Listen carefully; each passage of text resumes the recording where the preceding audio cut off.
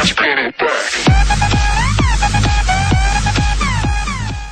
is up, guys? It is Silver here, and welcome to episode 6 of the FIFA 13 career. Today we have the last match in August.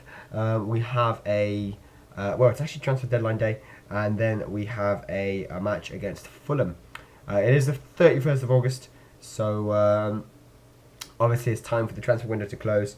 And, you know, obviously a Fulham match at home is also going to be a tough one, but yeah, that is who we play. Sorry about my phone there.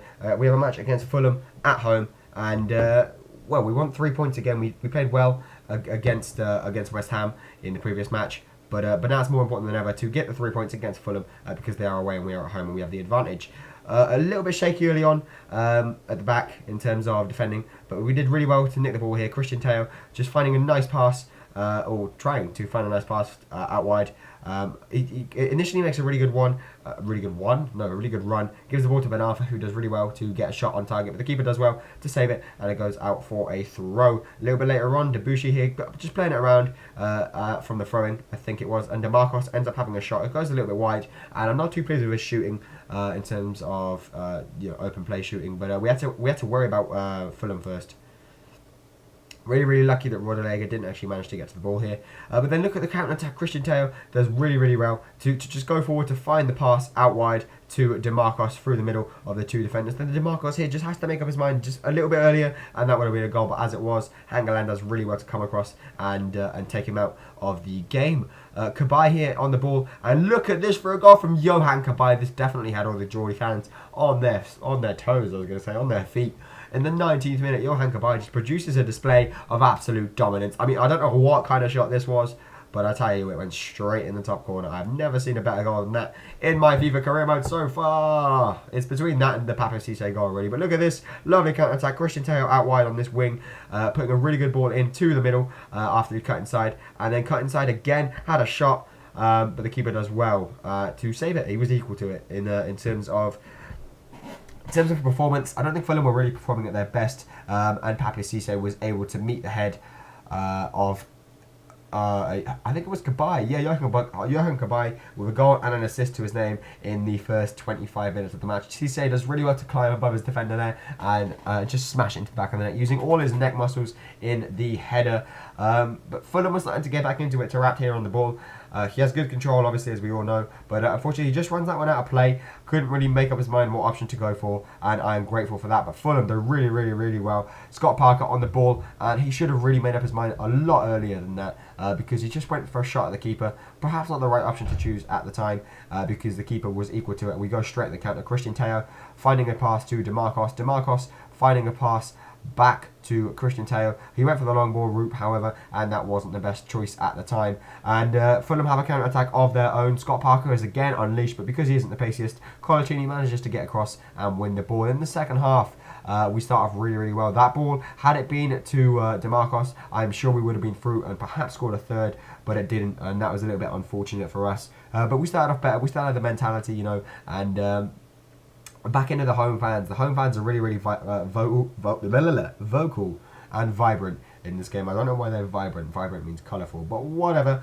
Again, I wasn't too pleased with DeMarcos and his performance in this game. I don't feel he did his best for the team. He was more going for, you know, the silly option, really. But he nearly got to that header there. Sissoko on the rebound had a shot, but his volley was blocked by the defender. It was really good, actually, blocked by the Fulham midfield. I think it might have been Scott Parker. But Scott Parker loses out there, and Ben Arthur has another shot.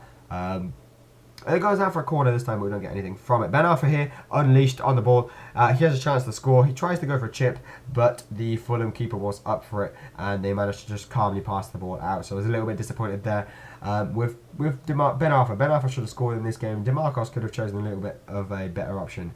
As it was, both of them stayed on. Debussy and Christian Teo were replaced by players in their positions. Danny Rose, I think, came on if he wasn't already on, and Pape Cisse was replaced by Rennie up front. But nothing really happened. But we did win 2-0, which was a great performance. Like I said, Johan Cabaye with a goal and an assist to his name picks up the man of the match rating. And now, I told you last episode that when it's the last match. Well, first let's go through transfer deadline day. It's a new format this time around, but first let's check the news. Guys, I need to cough. Give me a second. Sorry guys, I'm still ill. Anyway, it's a new format this time around in terms of transfers. I really, really like it. I find it's very, I don't know, like clearer, more relaxing to do transfer deadline now. I feel like last year's round, transfer deadline was just a mash, like a real big mash. I didn't feel comfortable going to transfer deadline because I didn't know what I wanted to do. But this year around, I know exactly what I want to do, who I want to get, and what's going to happen. But anyway, I just looked at it. I was just playing around here. Wasn't really looking for anyone special. Yeah, just sort of playing around, trying to see if there's any players that I knew a little bit about and that I could pick up. Gary Gardner, obviously one of the players that I had at Sevilla last year. But other than that, nothing special really. Nothing special at all. So yeah, I didn't really have anyone in mind that I wanted to pick up. But I like the look of Joe Allen. I think he's a very underused midfielder at Liverpool. Which is a big shame. I really liked him at Swansea. But I did make an offer for him. I did, fair enough. I had 3 million to spend. I thought, right, let's just make an offer and see if Liverpool want to part with him. He's valued at 12 million. I put in 3 million plus Dan Gosling, but that was never going to happen. Look at the top deals. Rooney went to Madrid for 30 million. Lewandowski went to, I think it was Bayern Munich for like 25 million. Oh no, Lewandowski went to Barcelona for 30 million. And Thiago Silva went to Man United for 25 million. So Man United involved in two of the big transfers. Rooney to Real Madrid is really exceptional. Lewandowski to Barcelona is exceptional as well. I didn't expect that at all. And then Thiago Silva to Man United. I mean, I just didn't expect those three transfers to happen. Nor did that. I mean, Sevilla picking up Jose Enrique for 4.6 million. That's dirt cheap. Remember, Enrique used to play for Newcastle before he signed for Liverpool. So yeah, that was back in the day. And Manchester City also accepted a £27 million offer from Barcelona for Vincent Kompany. If you managed to catch that in the top right, there it is. Wow. So Barcelona getting rid of Mascherano to Man City and then picking up Kompany from Man City. Yeah, okay, I get it. But anyway, that was the end of the transfer deadline day. Like I said, I was very happy with my squad. I already signed the players that I wanted to sign. Oh, it actually wasn't the end, but I'm not going to be getting anyone. I didn't, I was happy with the players that I signed. Chelsea signed Akinfeev. To replace Perche, they signed Akinfeev because Juventus bought Perche. That is ridiculous. I cannot believe that. Why would you swap Perche for Akinfeev? I really don't understand the logic behind that. But anyway, like I said last episode, well, this is the month for September first and foremost. Just a quick glance. But like I said last episode, we're going to be doing a squad report, and in this squad report, I'm going to be obviously giving you guys a chance to look at the players, but talking about the player of the month. So for me, the player of the month this month was Yohan Cabaye, with first of all with his goal and his assist at Fulham, against Fulham today.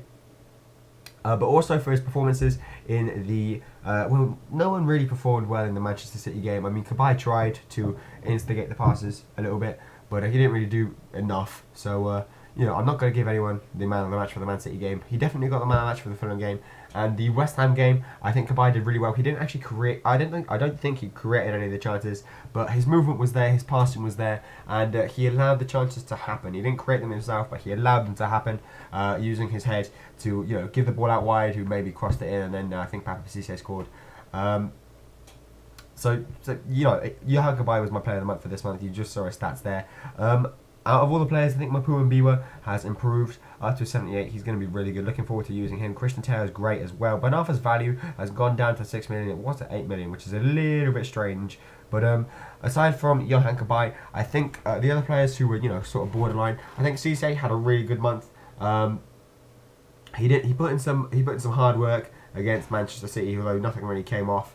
And he did get some nice goals against West Ham. I think he scored again against Fulham. So 2 goals in 2 games for my man Pape Cisse is a good result. But I definitely think that Yohan Cabaye did a lot better.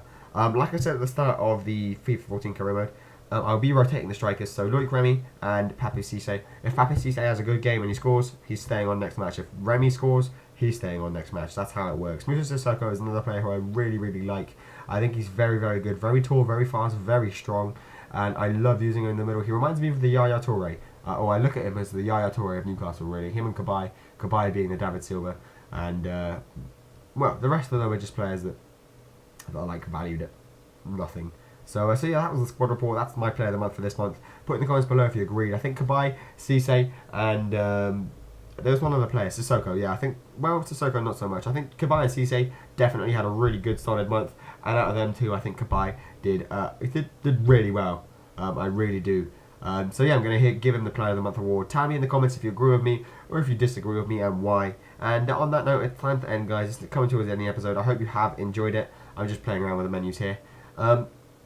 If you could please leave me a like, I would very much appreciate it. And if you could leave me a comment, like I said, on the Player of the Month, I would very much appreciate that as well. All the feedback that you leave me gets read. I do take all of it into account. And we've moved up to 8th place in the league with our second win. Just 3 points behind the leaders, Manchester City, who obviously beat us on the first day of the season 2-0. But anyway, guys, I'll see you in the next episode. Bye.